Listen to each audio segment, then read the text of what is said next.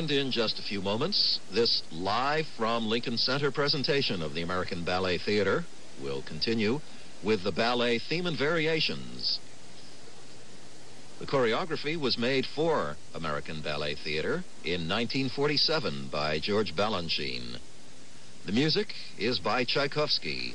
It's from the Suite Number 3 for Orchestra by Tchaikovsky. And our audience greets the return of our conductor, Akira Endo.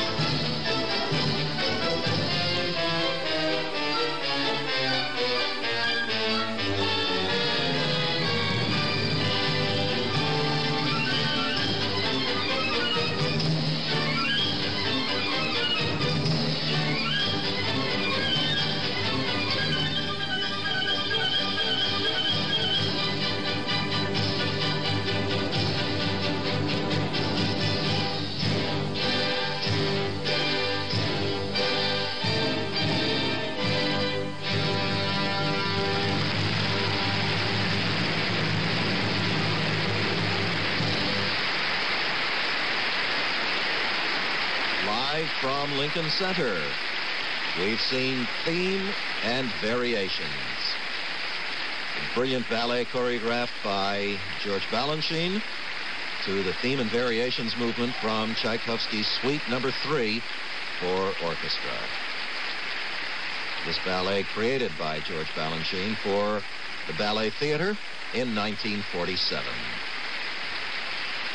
Bows now by some of the dancers we just saw.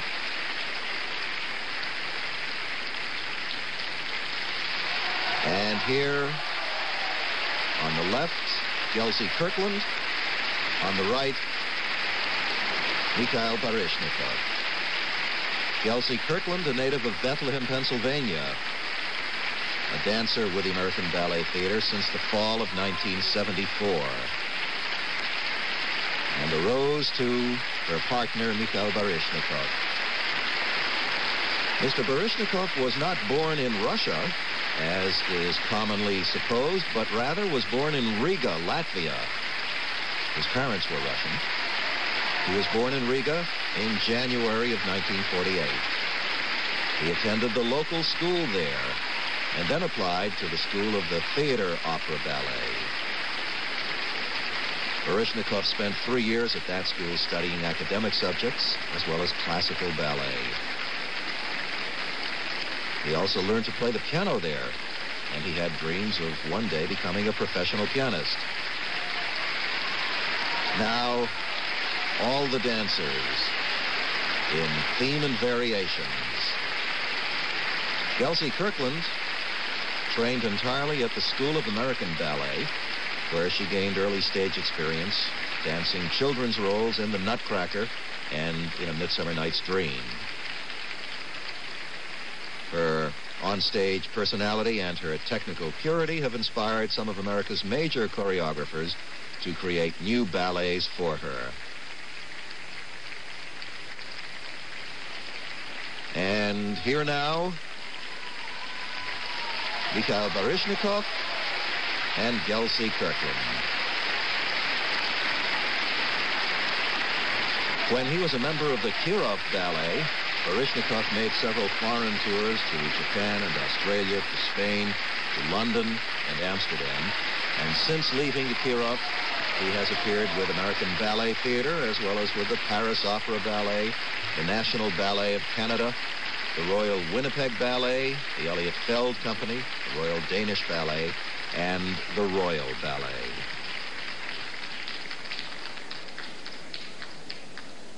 And once again, a reminder that the magazine On Point, which American Ballet Theater produces 4 times a year, gives you a unique glimpse into the behind-the-scenes effort that goes into bringing this unique company alive. In addition to a great number of performance photographs, On Point gives you interviews with the stars of American Ballet Theater and a backstage view of new productions, their designers and performers. The current issue is all about Mikhail Baryshnikov's extraordinarily successful new ballet, Don Quixote. If you'd like to have a free copy of this issue, it can be yours by writing to American Ballet Theater Friends, 888 7th Avenue, New York, New York, 10019. Remember, On Point magazine tells you all about American Ballet Theater and its activities throughout the year.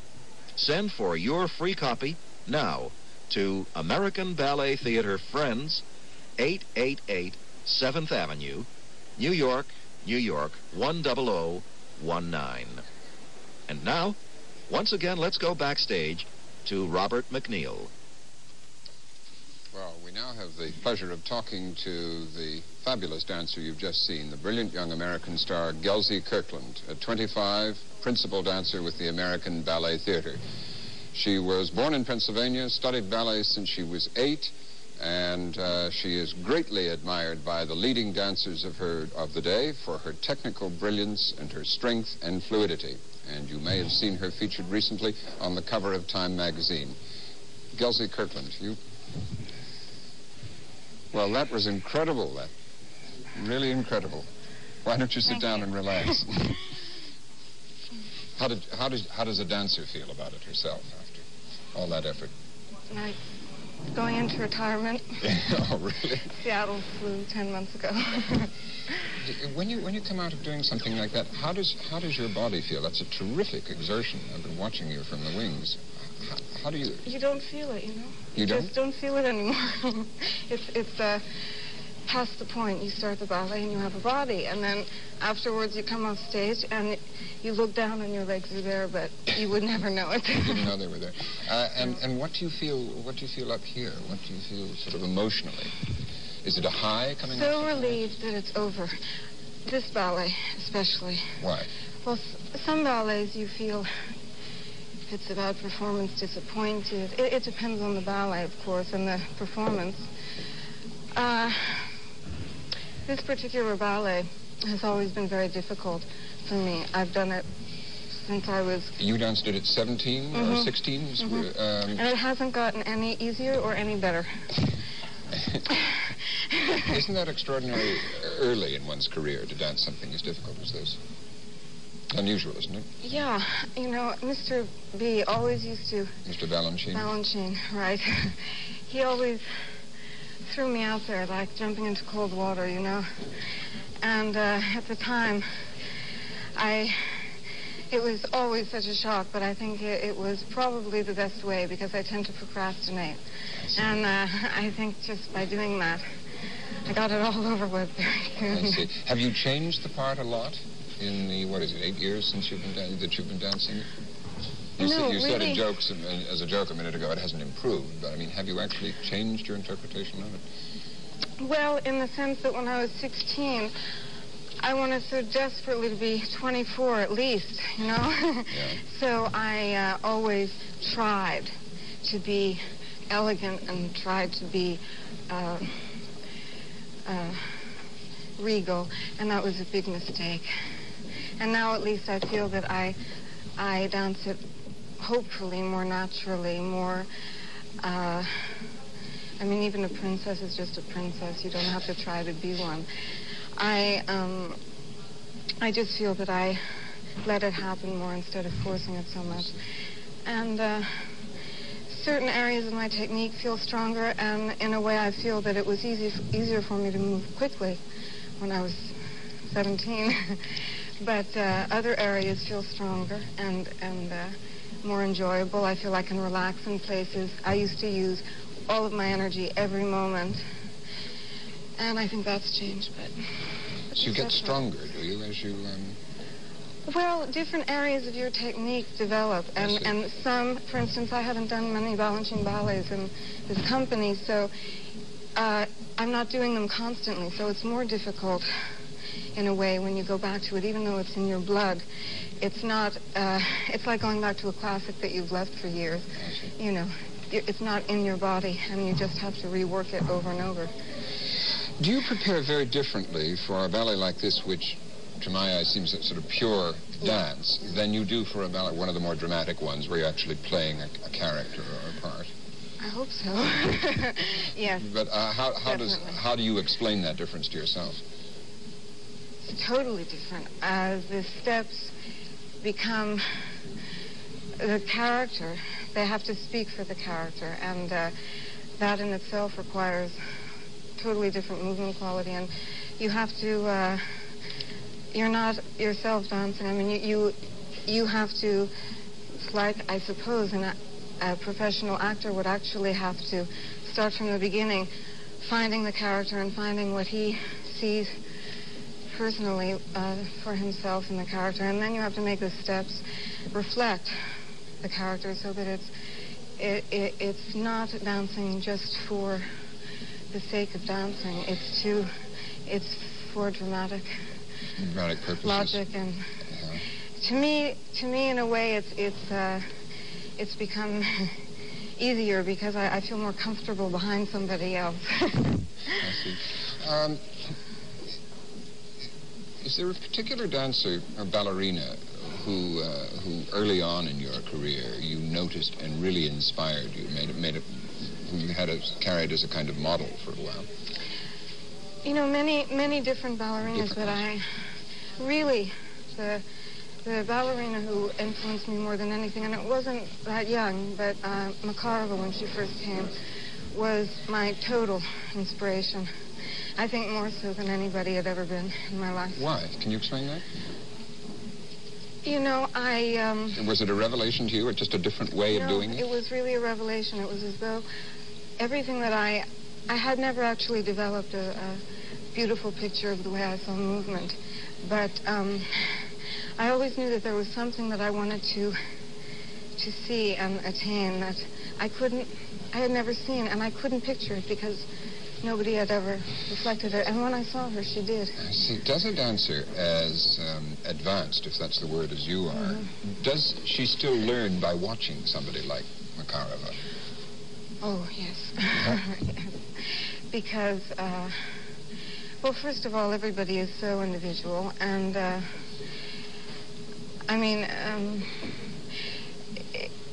it's one thing to appreciate somebody, and then there are certain people who you really feel you can learn from. And Makarova works. Her body is very educated and very intelligent. You can tell it's all worked in her body, and that's what's interesting to watch, because you really can learn from something like that. Somebody who has developed a way of working instead of a natural dancer. I think that she is natural, but she's also, she knows her body, and I've learned a great deal.